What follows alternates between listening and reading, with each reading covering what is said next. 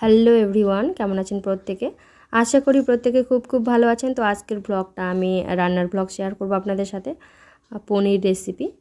তো পনির রেসিপির জন্য আমি এখানে মশলা বেটে নিয়েছি। এই মশলাটার মধ্যে আছে জিরা, তারপর আদা, কাঁচা লঙ্কা, একটু হালকা একটু বাদাম দিয়েছিলাম, আর পনিরটা কেটে নিয়েছিলাম।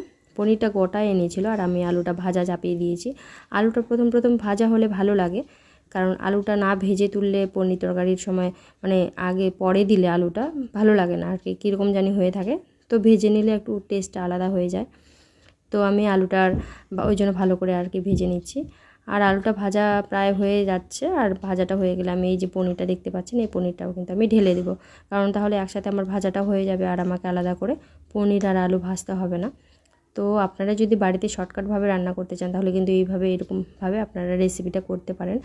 আর বাড়িতে এইভাবে করে রেসিপি করলে একদম হোটেল মানে দোকানের মতো, বিয়েবাড়ির মতো টেস্টি হয় পনিরের তরকারিটা। আর তার সাথে যদি একটু দুধ দেওয়া যায় তাহলে কিন্তু আরও ভালো লাগে। তো আমি আর দুধ দিব না, তো আমি পনির আর আলুটা ওই জন্য আগেই ভেজে নিয়েছি। আর এই মশলাটা করে রেখেছিলাম, তো মশলাটা আপনাদের দেখিয়ে দিলাম যে কিভাবে আমি মশলাটা করিয়েছি। তো আপনারাও বাড়িতে এই পনিরের মশলাটা এইভাবে করতে পারেন। তাছাড়াও অনেকে কাজু দেয়, কিশমিশ দেয়, বা আদার্স যে আরও মশলাগুলো আছে, এলাচ টেলাচ দেয়। তো আমি সেগুলো আর বেশি কিছু দিইনি এখানে। বাড়িতে যা ছিল তাই দিয়ে, আমি সাদা এলাচ ছিল 4-5টা, তো ওই সাদা এলাচটা দিলাম। তো এইগুলো দিয়ে আমি মশলাটা করেছিলাম। তো মশলাটা ভেজে নিয়ে গুঁড়ো করলে কিন্তু ভালো হয় টেস্টটা আরও। তো মশলাটা আমি ভেজে নিয়ে গুঁড়ো করিনি, কাঁচা মশলাই আমি ওইভাবেই মিক্সির গ্রাইন্ডারের মধ্যে গুঁড়ো করে নিয়েছিলাম। আর এই যে দেখুন, পনির আর আলুটা আমার প্রায় লাল লাল হয়ে ভাজা হয়ে গেছে। তো এই জন্য আমি যেটুকু মশলা ছিল সেটুকু আমি একদম ভেজে নেবো এখন, আলুটা যেহেতু তোলা হয়ে গেল। কারণ মশলা না ভাজা হলে, ভালোভাবে না ভাজা হলে ভালো লাগে না তরকারি এমনিতেও। আর এটাতে যেহেতু বেশিরভাগটা কষাবো না, তো মশলাটাই ভালো করে আমাকে ভেজে নিতে হবে। আর মশলাটা যখন করি তখন কিন্তু আগে আমি ভাজিনি, একদম কাঁচা মশলা মিক্সির মধ্যে মিক্স করেছিলাম। তাই জন্য আগে এখন মশলাটা ভালোভাবে ভেজে নেব। যত ভালোভাবে ভাজা হবে মশলা, তত কিন্তু টেস্টটা ভালো হবে, আর কাঁচা মশলার গন্ধটাও থাকবে না। আর যেহেতু কাঁচা এখানে দেওয়া হয়েছে কাঁচা লঙ্কা, তো কাঁচা লঙ্কার গন্ধটাও কিন্তু থাকবে না। তো এই জন্য মশলাটা আমি ছেড়ে দিলাম। আর এটাতে একটু জল দিয়ে ভালো করে, তো এটাতে হলুদ লবণ সব কিছু দিয়ে দিলাম আমি। দিয়ে এটাকে এখন ভালো করে কষিয়ে নেবো মশলাটা। একটু হালকা তেল দিয়েছি, তো ওই জন্য মশলাটা আলাদা রকম হয়েছে। তেলের মধ্যে একটু মশলাটা ভাজা হলে একটু ভালোই হয়। আমি আবার ইচ্ছা করে তেলটা কম দিলাম, যে অত বেশি তেল খাওয়া ভালো না, স্বাস্থ্যের ক্ষতি করে। তেল না খাইতে চাইলেও খাওয়া হয়ে যায়, তেলটা খাওয়া হয়ে যায় আর কি। আর বাড়ির রান্নাতে তো কোনো তো ভেজাল মুক্ত, সব দিক থেকে ভেজাল মুক্ত করতে গেলে। আর হোটেলের রান্না খেতে গেলে তো মনে খুঁতখুঁতি থেকেই যায় যে এটা কি বাসি ছিল না কি ছিল, ওদের তো থেকেই যাচ্ছি যে বাসি সব কিছু জিনিস। তো আজকের ব্লগটা আর কি রান্না দিয়ে শুরু করলাম। তো এই যে দেখতে পাচ্ছেন, ভাজা প্রায় হয়ে গেছে মশলাটা।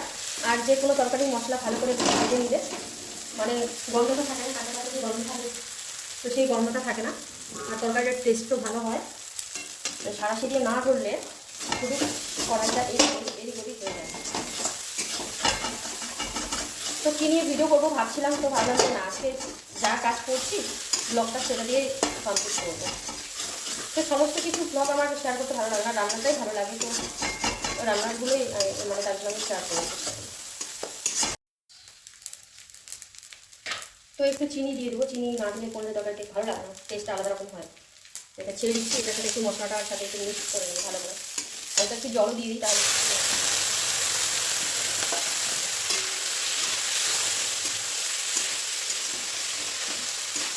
তো প্রথম যখন আমি পনির রান্না করতাম, পেঁয়াজ রসুন সব কিছু বেটে মাংসের মধ্যে করতাম, সেরকমভাবে জানা ছিল না। বাট এখন যখন পনির রান্না করি এরকম করে, সবাই চেটে খায়। এই পনির রান্নার তরকারি 2-3 আমরা আছি, একটাও থাকবে না, সব আজকে উঠে যাবে। এত টেস্ট হয় এভাবে রান্না করলে। তো মশলাটা আমি এটার সাথে মিক্স করে নিলাম। এখন হালকা পাক করার জন্য জল দিয়ে দেবো। তো এটা একদম শর্টকাটভাবে রান্না, আপনারাও করতে পারেন বাড়িতে এইভাবে করে। তো এটা একটু জল দিয়ে পাক করে নেবো, তাহলে আমার আজকে রান্নাটা কমপ্লিট। একটু জলটা টানলে একটু গাঢ় হয়ে যাবে, ওই জন্য একটু বেশি করে জল দিলাম।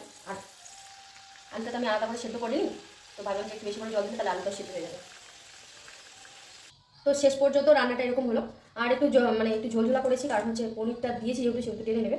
এর আগের বারও আমি একটু হালকা ঝোলঝোল করছিলাম, তো ঝোলটা টেনে নিয়েছিল, তো এই জন্য আর কি এরকমভাবে করেছি রান্না। তো আজকের মতো এখানে কমপ্লিট। যদি রেসিপিটা ভালো লাগে তাহলে অবশ্যই লাইক কমেন্ট করে পাশে থাকবেন আর ছোট্ট করে শেয়ার করে দেবেন।